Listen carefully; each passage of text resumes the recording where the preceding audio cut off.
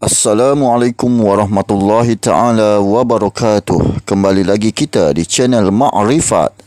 Tajuk pada hari ini ialah Hakikat Buraq. Sebelum itu sahabat sekalian, jangan lupa subscribe, like, komen dan share. Serta jangan lupa tulis komen tu di bawah supaya ilmunya berkat. Ilmu ini adalah ilmu tasawuf mukasyafah atau ilmu hakikat ma'rifat atau ilmu hakikat atau ilmu ma'rifat atau ilmu sufi atau ilmu ihsan atau ilmu martabat 7 atau ilmu sir atau ilmu rahsia. Ilmu ini adalah ilmu tahap tertinggi di dalam agama Islam. Telanlah ilmu ini walaupun ianya pahit. Membuat fitnah terhadap ilmu Allah adalah berdosa besar. Tajuk pada hari ini ialah Hakikat Buraq.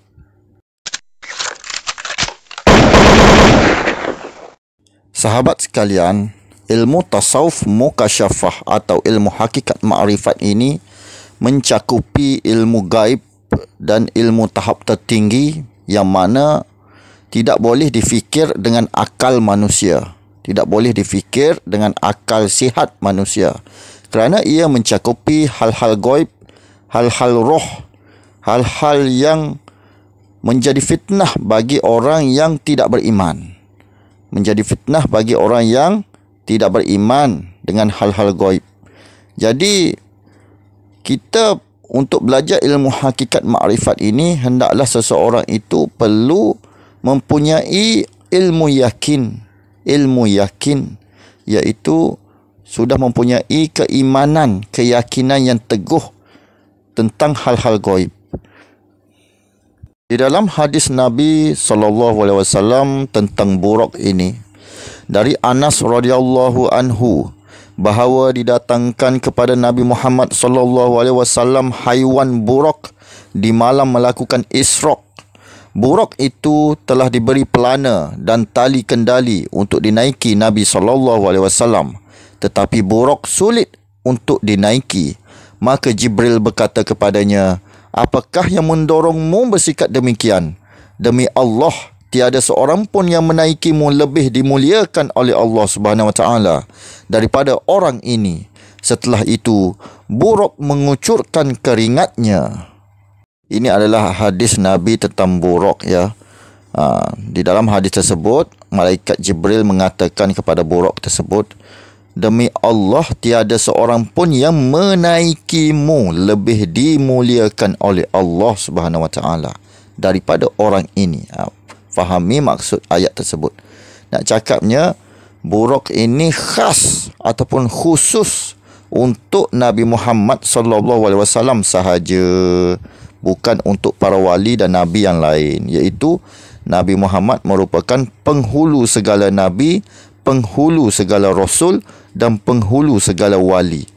Maka Nabi Muhammad sahaja yang berhak menaiki buraq. Buraq itu adalah tunggangan Nabi Muhammad SAW untuk pergi ke alam gaib dan untuk pergi menjelajah ke alam-alam yang lain. Sebagai rasul untuk memberitahu kepada orang manusia biasa. Kemudian kita tengok pula pada hadis yang lain. Artinya dari Anas ibnu Malik bahawa Rasulullah SAW pernah bersabda seperti berikut. "Didatangkan kepadaku buraq, iaitu seekor haiwan yang berwarna putih. Tubuhnya lebih tinggi dari keldai, tetapi lebih rendah dari begal. Ia meletakkan kedua kaki depannya di ufuk batas jangkauan penglihatannya. Aku menaikinya dan Jibril membawaku berjalan hingga sampailah aku di Baitul Muqaddis. Lalu aku menambatkan haiwan itu di lingkaran tempat para nabi biasa menambatkan haiwan tunggangannya. Aku memasuki masjid dan melakukan solat 2 rakaat di dalamnya. Sesudah itu aku keluar." Ini hadis Nabi SAW memberitahu bahawa Nabi SAW menaiki buraq tersebut, iaitu seekor haiwan yang berwarna putih lebih tinggi sedikit daripada keldai dan rendah sikit daripada begal. Dari hadis yang lain pula, Didatangkan kepadaku buraq, iaitu haiwan dabbah yang berwarna putih abyad, bertubuh panjang tawil, lebih besar dari keldai dan lebih kecil dari bagal. Dan sekali ia menjejakkan kakinya yang berkuku bergerak sejauh mata memandang. Kitab Al-Jami' Al-Sahih Juz 1 halaman 99. Ini dalam hadis Rasulullah SAW tentang ciri-ciri jenisnya buraq tersebut. Cakapnya buraq itu memang betul-betul ada, memang betul-betul wujud. Di dalam hadis lain Rasulullah SAW juga pernah bersabda, Jibril mendatangiku dengan seekor haiwan yang tingginya di atas keldai dan di bawah bagol. Lalu Jibril menaikkanku di atas haiwan itu, kemudian bergerak bersama kami. Setiap kali naik, maka kedua kakinya yang belakang sejajar dengan kedua kaki depannya. Dan setiap kali turun, kedua kaki depannya sejajar dengan kedua kaki belakangnya. Rasulullah memberitahu tentang ciri-ciri jenis buraq tersebut dan Nabi Muhammad menaiki buraq tersebut. Buraq ni memang betul-betul ada ya. Kepada orang sufi dan tasawuf memang betul ada ya buraq-buraq tersebut. Dalam surah Al-Isra ayat 1 yang bermaksud Maha Suci Allah yang telah memperjalankan hamba-Nya yakni Muhammad pada malam hari dari Masjidil Haram ke Masjidil Aqsa yang telah kami berkahi sekelilingnya agar kami perlihatkan kepadanya sebahagian tanda-tanda kebesaran kami. Sesungguhnya Dia Maha mendengar lagi Maha melihat. Di dalam surah ini Allah Subhanahu Wa Taala tidak cakap menaiki buraq. Yang Allah Ta'ala cakap memperjalankan hamba-Nya. Jadi di sinilah menjadi pendapatan para ulama. Maka di dalam hadis lain pula maksudnya telah menceritakan kepada aku sebahagian daripada keluarga Abu Bakar bahawasanya Aisyah radhiyallahu anha berkata, tidaklah hilang jasad Rasulullah sallallahu alaihi wasallam, akan tetapi Allah memperjalankannya dengan rohnya. Siti Aisyah radhiyallahu anha, isteri Rasulullah, kata Rasulullah pergi Mi'raj dengan rohnya, bukan dengan jasadnya. Itu pendapatnya. Maka di dalam ulama pula berpendapat ketika menafsirkan ayat ini, Imam Al-Tabari rahimahumullah berkata, para ulama berbeza pendapat berkenaan sifat atau cara-cara Allah Subhanahu Wa Taala memperjalankan Nabi-Nya SAW dari Masjidil Haram ke Masjidil Aqsa. Sebahagian mereka berkata Allah memperjalankan baginda dengan jasadnya.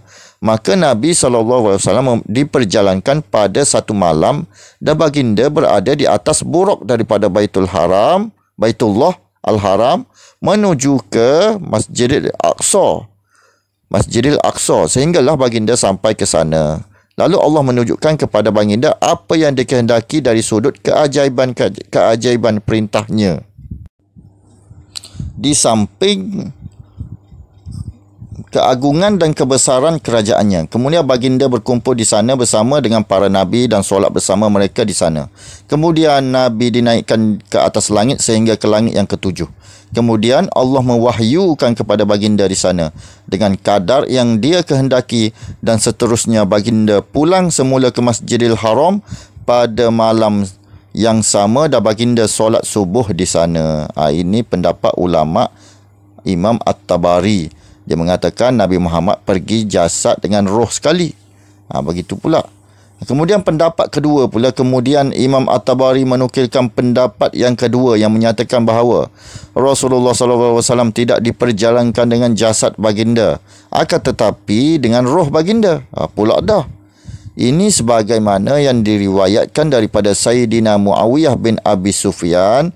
Apabila beliau ditanyakan berkenaan dengan Isra' Nabi SAW, beliau menjawab, ia berlaku dengan cara mimpi yang benar. Sayyidina Muawiyah kata Rasulullah juga pergi dengan roh. Jadi At-Tabari dia ada dua pendapat. Demikian juga Imam At-Tabari berpendapat bahawa dalil-dalil yang sahih telah jelas menunjukkan bahawa baginda Rasulullah SAW diperjalankan di atas haiwan yang dinamakan sebagai buraq. Sekiranya Isra' itu berlaku dengan roh baginda, nescayalah roh tidak dipikul di atas buraq. Ini kerana Haiwan tidak menanggung selain daripada jisim. At-Tabari kata buruk, wujudnya buruk itu kerana adanya jasad Nabi Muhammad itu. Kalau pergi dengan roh, tak perlu ada buruk, haiwan buruk itu. Begitu pula. Betul juga. Berkenaan perjalanan Nabi SAW dengan menaiki buruk tersebut, hal ini telah dinyatakan di dalam sebuah hadis yang diriwayatkan oleh Anas bin Malik radhiyallahu anhu bahawa Rasulullah SAW bersabda yang bermaksud, kemudian aku didatangkan dengan seekor haiwan yang berwarna putih yang dinamakan sebagai al-buraq. Bentuknya lebih tinggi berbanding keldai dan rendah sedikit berbanding bagol. Begitu pula. Ini yang hadis Nabi cakap. Dia cakap ciri-ciri buruk tersebut memang betul ada lah. Pasalnya buruk tu memang betul-betul ada. Kerana dia dah cakap ciri-ciri di dalam hadis ya. Di dalam hadis. Di dalam riwayat Muslim 164, hadis riwayat Muslim yang bermaksud, aku dibawa naik ke atasnya buruk. Kemudian kami pun bertolak sehinggalah kami sampai ke langit dunia. Dalam hadis juga ada yang mengatakan Nabi Muhammad naik ke langit. Maknanya bukan Nabi Muhammad untuk pergi ke bumi ni saja dengan buruk. Untuk menjelajah dunia ni saja dengan buruk. Tapi naik ke langit juga. Iaitu naik ke langit dunia. Di dalam hadis ni Nabi yang cakap. Bukan kita yang cakap. Maknanya di sini banyak pendapat tentang buruk ini. Maka ahli sufi juga berpendapat. Banyak juga ahli-ahli sufi berpendapat. Ada buruk. Memang betul-betul ada. Buruk ni yang berbadan seperti kedai, lebih tinggi daripada kedai kan. Berwajah manusia, berleher manusia tetapi bersayap, boleh bercakap, berkata-kata, berekor, badannya seperti keldai, lebih tinggi sikit daripada kedai. Memang betul-betul ada. Para wali Allah dia pernah melihat tentang hal ini. Tetapi cara mi'raj seseorang itu, wali dengan rasul itu berbeza. Mi'raj seorang wali dan rasul itu berbeza kerana Rasul Nabi Muhammad SAW itu penghulu sekalian Nabi, penghulu sekalian Rasul, penghulu sekalian wali. Jadi diberi anugerah buraq, iaitu binatang yang berkepala manusia, berambut panjang, bersayap dan boleh berkata-kata. Dan mempunyai badan seperti keldai, lebih tinggi sedikit daripada keldai. Jadi para pendapat waliullah, mereka berpendapat bahawa buraq itu memang betul ada, tetapi para wali dan ahli sufi mi'raj berjumpa dengan Allah melalui roh. Mi'raj berjumpa Allah melalui roh kerana kita tidak layak menaiki buraq. Kerana di dalam hadis Nabi tersebut berkata, buraq tidak mahu, mula-mula pertama sekali buraq tidak mahu Nabi naik. Tetapi sebab malaikat Jibril mengatakan orang yang paling mulia, tidak ada lagi lebih mulia daripada Nabi Muhammad, maka buraq itu memberi naik Nabi Muhammad tersebut. Maka buraq ini adalah kenderaan Nabi Muhammad SAW yang diberikan oleh Allah Subhanahu Wa Taala. Pergerakannya lebih cepat daripada kilat. Iaitu buraq berasal daripada perkataan barki. Barki berasal perkataan kilat. Kilat itu petir, petir itu kilat. Jadi cepat seperti kilat pergerakannya. Jadi supaya kenderaan Nabi Muhammad SAW untuk melangkaui alam yang lain. Dia nak pergi ke mana-mana alam, dia naik buraq tersebut. Itu kenderaan yang dihadiahkan oleh Allah Subhanahu Wa Taala kepada Nabi. Jadi ada pendapat waliullah dan ahli sufi yang mengatakan Nabi Muhammad naik ke langit dengan rohnya sendiri. Buraq ni hanya untuk meneroka alam saja. Dan ada juga pendapat ahli sufi bahawa berkata Nabi Muhammad pergi dengan jasadnya sekali kerana adanya wujudnya buraq tersebut. Kalau tidak wujudnya buraq, maka Nabi Muhammad boleh bergerak dengan roh. Ada juga ahli sufi yang berpendapat bahawa Nabi Muhammad terus ke roh, naik dengan roh dia kerana roh itu adalah cahaya nur Muhammad terus menerus. Dan cahaya pergerakannya selaju petir, selaju kilat. Paling laju ialah cahaya. Jadi Nabi Muhammad naik dengan roh.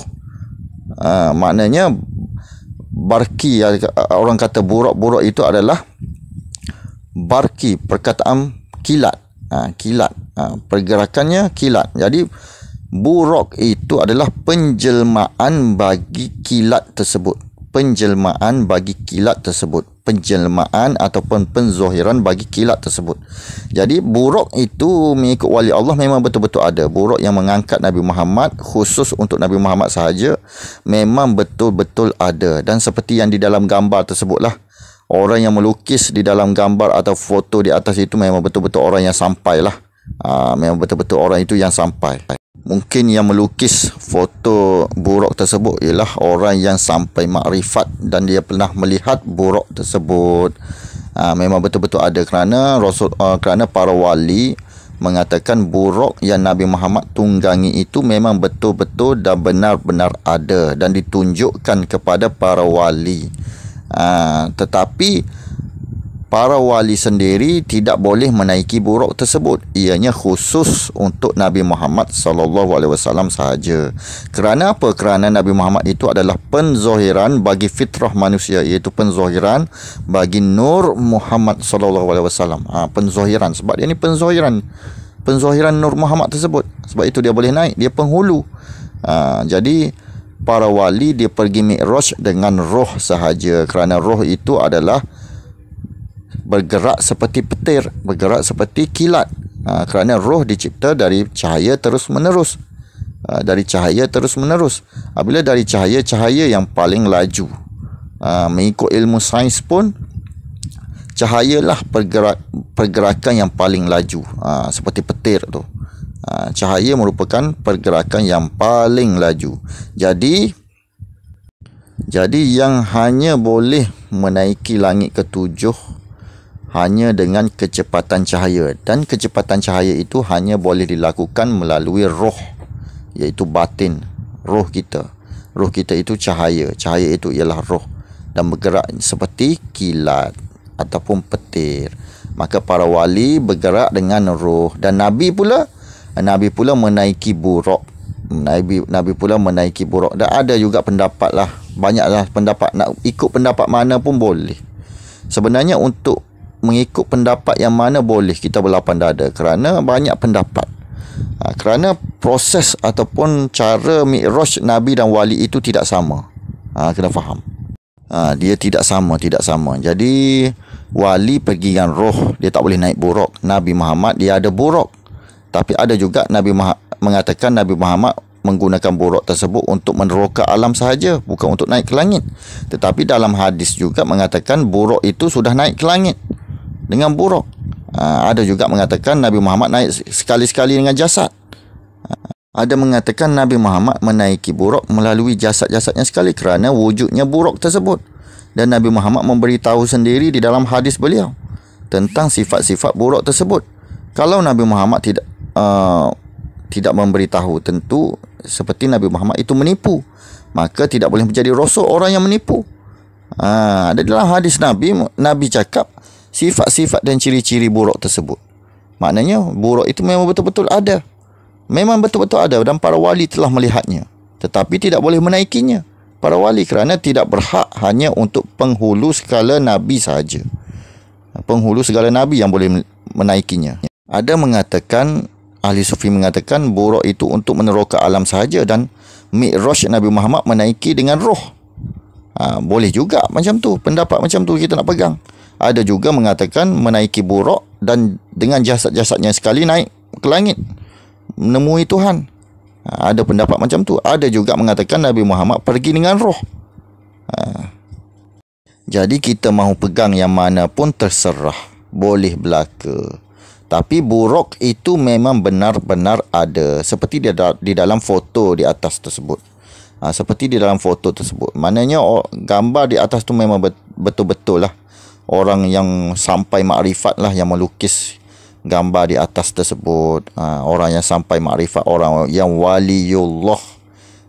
Mungkin dia dah melihat buraq tersebut, Allah Ta'ala tunjukkan kepadanya, dan dia lukis dan memasukkan dalam media. Tapi orang tidak tahu. Dan banyak lagi lah. Dan saya tunjukkan pada wali Allah juga. Wali Allah mengakui tentang gambar tersebut. Wali Allah mengakui tentang gambar buraq tersebut. Dia pernah melihat buruk yang bersayap, berkepala manusia, berbadan seperti keledai, berwarna putih, berekor, yang cantik lah. Cantik lah. Memang Allah Ta'ala cipta buruk ni sangat cantik, dia kata. Tapi pergerakannya selaju kilat. Jadi memang betul-betul adalah buruk yang kita cakap di dalam gambar tu. Memang betul-betul ada. Dan bagi kita buruk untuk para wali dan untuk orang biasa ini ialah roh kita sendiri. Kita naik roh kita sendiri seperti kilat. Itulah buruk bagi diri kita. Buruk yang di atas itu untuk para rasul sahaja. Kita tidak layak untuk menaikinya. Jadi kena faham betul-betul cara kita mi'raj tidak sama dengan para rasul. Para rasul diberi, orang kata, kemudahan, diberi keistimewaan yang lain kerana dia penghulu. Kita kena faham, kita ini hanya sampai makrifat sahaja. Kita tidak tahu lagi makom kita bagaimana. Jadi kena faham betul-betul. Jadi akhirul kalam, wassalamualaikum warahmatullahi taala wabarakatuh.